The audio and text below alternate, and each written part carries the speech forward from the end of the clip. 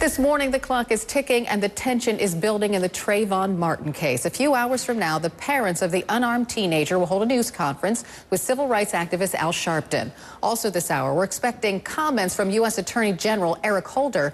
The feds have been investigating whether the fatal shooting could be prosecuted as a hate crime.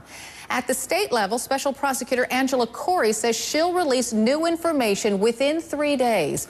All of this unfolding as the shooter, George Zimmerman, remains in hiding and out of touch with his own attorneys. They say his disappearance forced them to resign from his case. Let's head to Sanford, Florida now, and CNN's George Howe. George, what are we looking for in Angela Corey's announcement, the special prosecutor?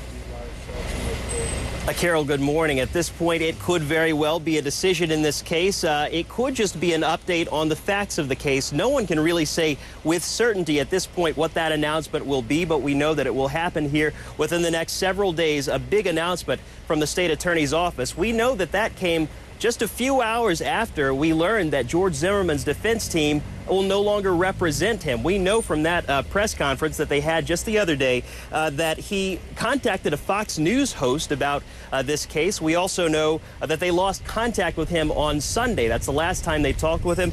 And that he also reached out to the state prosecutor on his own without a defense team, without legal representation. We know that the state attorney's office decided not to talk to him without representation. So at this point, his attorneys are out of contact with him, not representing him. But they did make it very clear, even this morning on Early Start, that they still believe in the facts of this case, that he acted in self-defense on February 26th. Take a listen.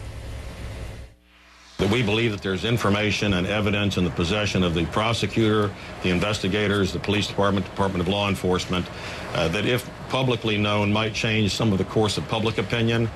We're not at liberty to disclose it. We don't have possession of it.